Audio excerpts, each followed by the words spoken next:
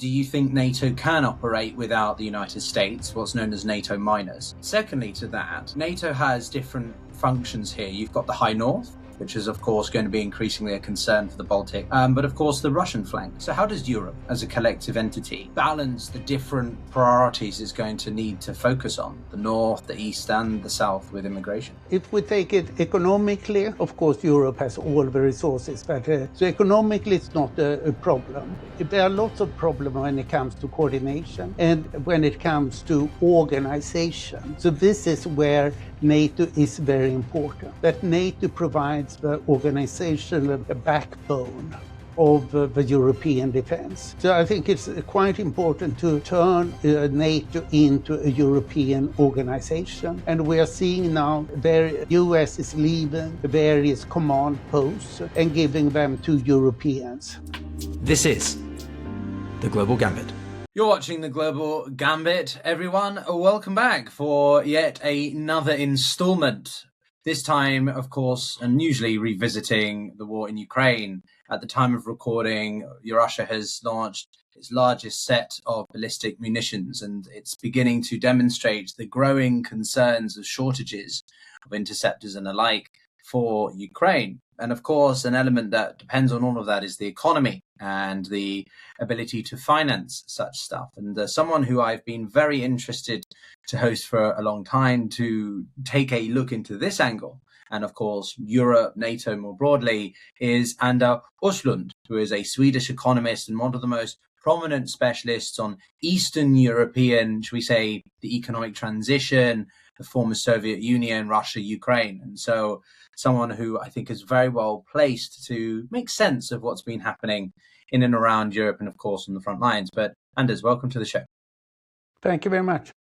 So in all the time that we've been talking about the war in various different parts of the world and mainly in Europe, the capacity for Ukraine to sustain its defense and for Europe to sustain it without America, at least in the past 18 months, has been at the crux of that.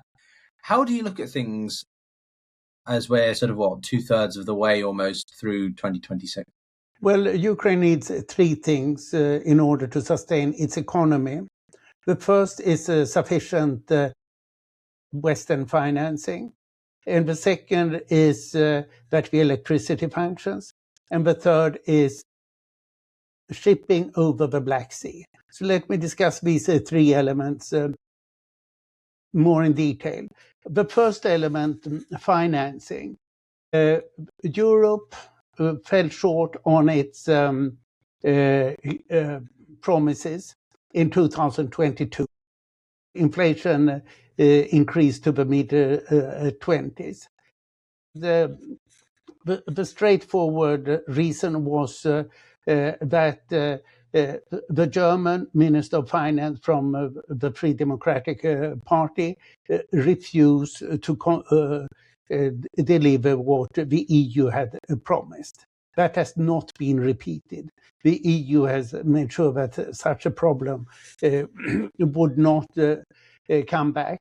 From the beginning of 2025, the US has stopped all financial support and military support for Ukraine. Europe, I'm saying Europe here rather than the European Union, because Norway and Britain are quite important also, stepped in and took care of it. So financing is fine. The second has been electricity.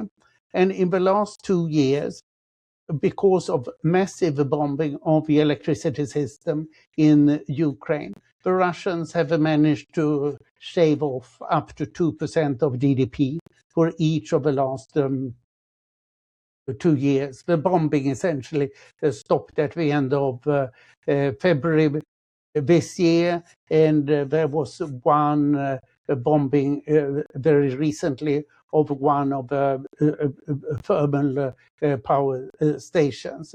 But that works for the time being.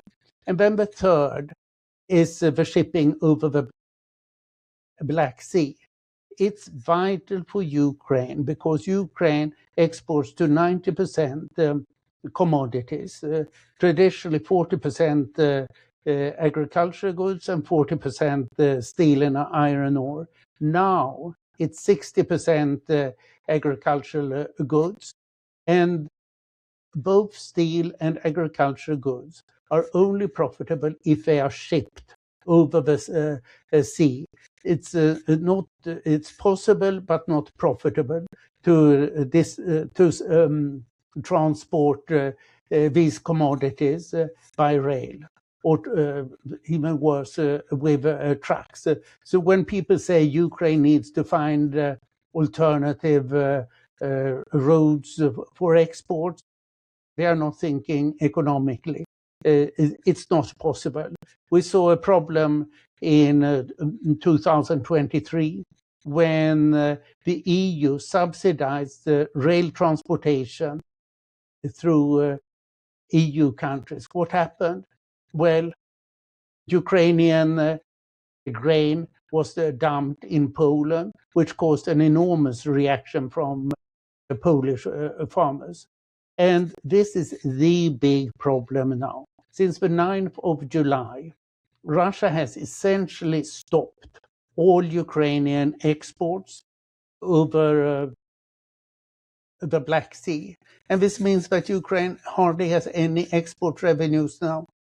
That this is very serious indeed economically, and that has attracted too little attention. So this is what really concerns me right now. It certainly has not attracted much attention. It was not something I was very well aware of. But just sort of on the flip side of that, what a lot of media covers is the significant amount of military operations Ukraine has made against the Russians in the Black Sea, or specifically over Crimea. So even though Ukraine seems to be dealing quite significant military implications for the Russians have still managed to cipher off this vital source of income, revenue for the Ukrainians. How are they doing that then? Well, what we are seeing is that both sides have escalated to what is close to a total war. Russia has persistently throughout the war bombed civilians in Ukraine, hospitals, and all kinds of cultural institutions. Also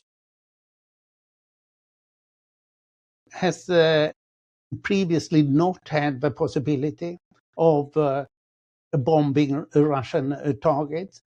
And the United States, as long as it's provided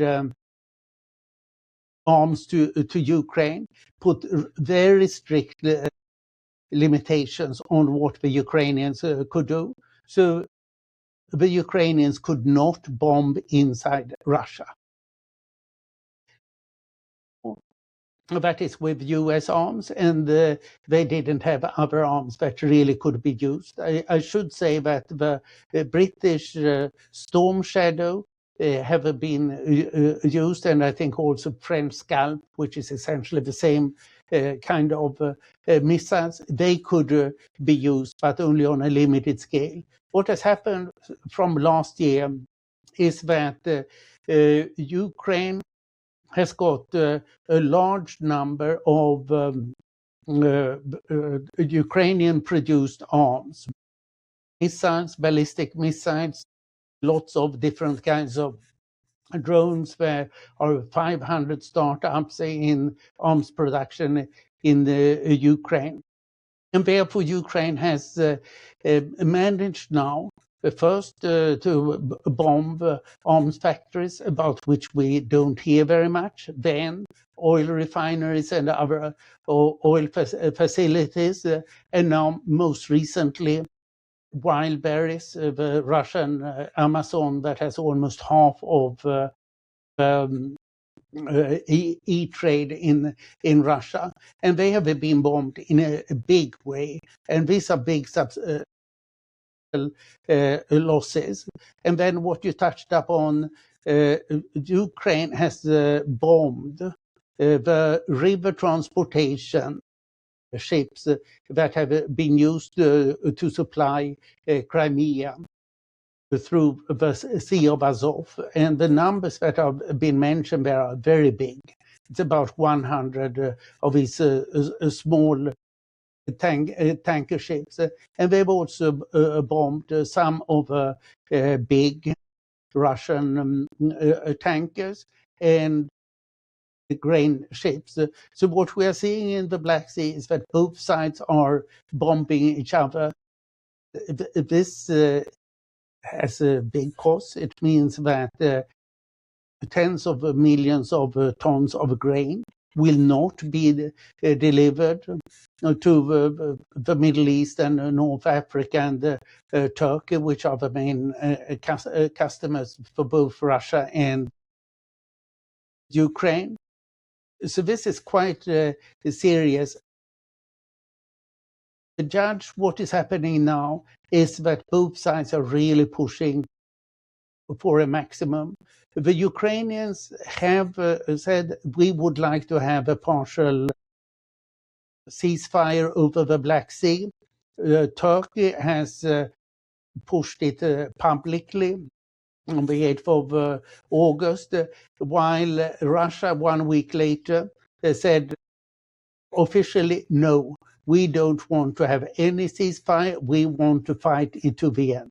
Yeah, it's a case of absolute war, I think, at this point. But it leads me to the question, which I was going to save for a little bit later, but I think the timeliness is pertinent now. So this seems to me, in the way that the Iranian-US war is a bit of a game of chicken. With these guys, it seems to be this war is simply who can sustain each other longer and offset the other's fatigue. If that makes sense. For Ukraine, it's the capacity to ensure sustained support from the West. But on the other side, for the Russians, it's the risk and growing escalationary risk from the economy, the internal political system that Putin is facing. It is deteriorating. When you look at both sides of this, which seems to have a shorter finite lifespan to it, you think, which is going to go first? I would not state that, and very much here depends on arms development. Ukraine is surprised positively by being able to produce drone interceptors and take down these Iranian Shahed drones to a considerable extent, 95%. Now the Russians have produced improved these and produce what is called Geran 4 and 5 on a large scale, and they are coming through on a much bigger scale. The biggest threat to Ukraine now is ballistic missiles. Basically, the only defense against the ballistic missiles has been the US Patriot system, and the US has stopped delivering any kind of Patriot missiles to Ukraine. So they are standing there. I mean, the basis for the Patriot missiles without missiles, and nothing can be done. And the Russians are then bombing Ukraine much more now, and they are bombing the civilians and also civilian enterprises, including American enterprises. And strikingly, the US is never protesting against it when Cargill or Flex or Boeing have their facilities in Ukraine bombed. Not a public word of protest from the US, and probably not informally either, while the US has repeatedly told Ukraine not to bomb Russian oil facilities because it would reduce the supply of oil on the world market. That both the Biden administration and now the Trump administration have pushed that, which is quite extraordinary that the US is not telling Russia to stop it. So this is really a total war now, and it's very much a question which of the arms that are coming through. But Ukraine is now pushing on hitting the oil refineries and make it difficult for people in Russia so that they feel the war, and also the distribution, the wild berries. So you can say that compare with World War I, this is 1917 in Russia or 1918 in Germany, that are the relevant comparisons when shortages were becoming serious. It's not as in World War II, where it was a matter of occupation, and the front is not moving. The question is, how much are people prepared to take? And of course, since the Russians have little or no reason to pursue this war, it is they who look the weakest. It's not the absolute economic situation. Both countries have now essentially stagnation, while the supply problems right now seem to be worse in Russia than in Ukraine. So you remind me of a statement that was released. It was said by one of Russia's top economists back in May, but his sentiments were only released a couple of days ago. I did a coverage of it, an analysis of it, because he was immediately fired from his position. But he was essentially stating what you just said. Andrei Klipach said the very words that you said. But this does make me wonder about the sustainability of Russia's economy. It seems to have grown in the last third, or whatever, last quarter rather. But that relative to the growth of 24, 25 are non-existent now. And so I'm still quite interested to know how effective is Ukraine's strategy here, because it seems to be going after the logistics, it's going after the supply lines, in a way that any military historian will tell you is one of the more effective strategies in undermining a country's capacity to sustain its war machine. Do you think that the Ukrainians are doing the right thing here? And if so, how much more could they increase it? Or is it a concern over munition supplies from like the States and so? Yeah, I think that they are doing the right thing. Think of it. The US blocked Ukraine from doing this all the time as long as they were delivering arms. So Ukraine has only been able to move to a sensible strategy after the US left the field. So the US role here is very dubious, and this is not only Trump, it's Biden. So it's better that the US is not involved. That's effectively the case now. There are some talks between between Ukraine and the US, but not really. So it's just that the Ukrainians try to be polite to the US. You can see now that Ukraine cannot appoint an ambassador to Washington because nobody wants the job. And because it's an impossible job, so why would you take a job that you can only fail at? And Trump has not appointed any ambassador to Ukraine or to Russia. And when I ask people here in Washington, why is it like this? They say because the US has no policy on either country. Nobody can be appointed. And if they would be appointed, they would have hearings in the Senate, and it would become obvious that the US doesn't have a policy. And it's also that it suits Trump, that he can do whatever he feels like on a daily basis without having to stick to any rules. So when you ask the State Department here, what is the policy on Russia or Ukraine, they say, we don't know. Which is quite extraordinary. My sense is that the Ukrainians now know exactly what they need to do. The question that we don't know is how good are the arms of the Ukrainians. For example, the Russians recently objected strongly to the British Storm Shadow ballistic missiles that have hit Russia quite effectively. Apparently they are good, and apparently they are important.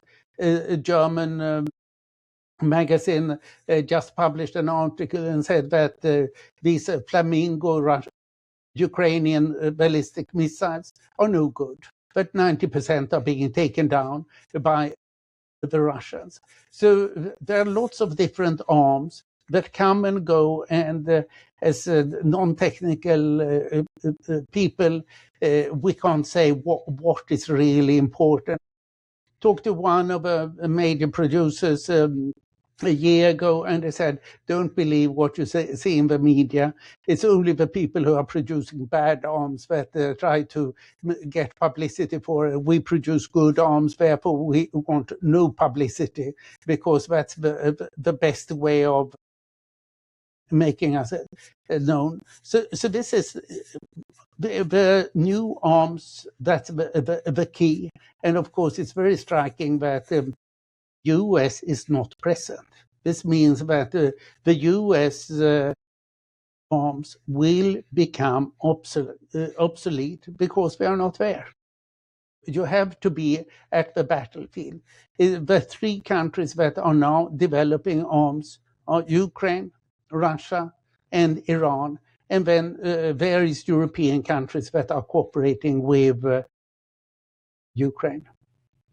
So you use words like extraordinary or striking, Anders, but why is it extraordinary? Surely this is something that Europe should have been doing for a long time. The angle I try to take with this podcast is to be more aware of the West needing to evolve, right? Europe is very much needing to, I think, decouple or de-risk itself from not just big energy from Russia or cheap markets in China or security provisions of America, but to be largely strategically autonomous. So surely this is a good thing. Of course, we prefer perhaps more favorable circumstances, but why should we treat it as extraordinary that Donald Trump is doing everything that we would expect of him to do, which is be completely disregarding of any history and alliances and so on? No, basically I agree. And of course, I completely agree that Europe needs to become strategically autonomous, as President Macron has said for a long time, while done very little in order to achieve it. Well, you know, I'm Swedish, and something that is very striking now is the Nordic Baltic 8. 5 Nordic countries and the 3 Baltic countries that are basically pursuing the same foreign policy and defense policy, which is 100% of Ukraine. Rearming as fast as we can and delivering as much as possible to Ukraine. And the funny thing is that they are completely united. There is no difference in the view if you have a social democratic or a conservative prime minister in any of these countries. And I would say that by and large, it's the Nordic countries that have adopted the foreign policy of Estonia. I consider that Estonia is very much the leading country when it comes to foreign policy formulation in this area. And while these countries by no means antagonize the US, they don't trust the US support.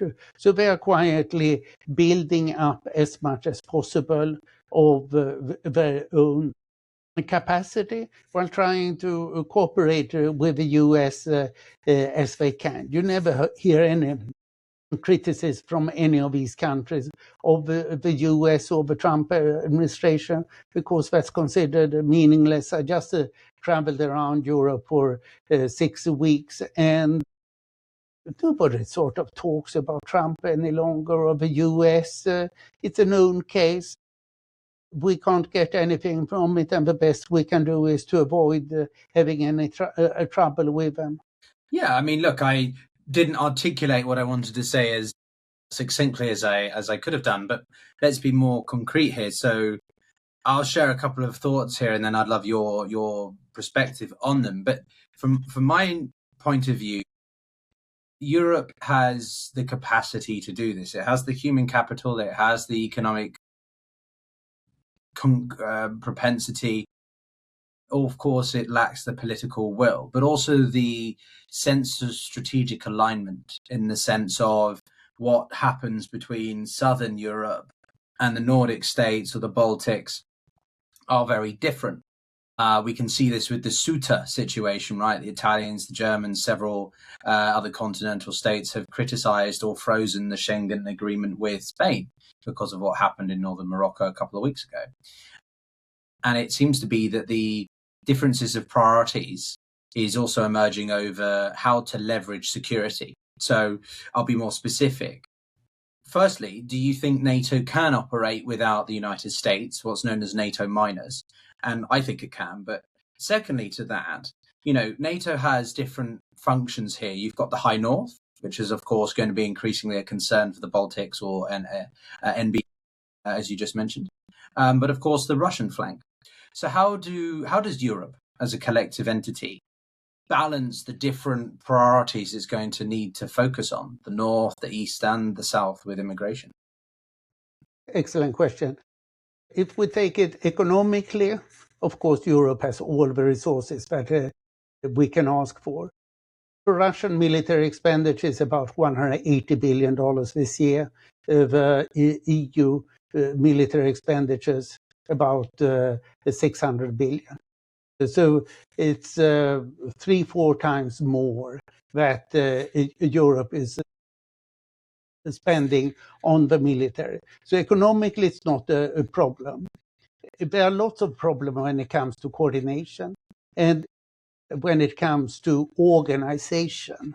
So this is where NATO is very important, that NATO provides the organizational backbone of the European defense.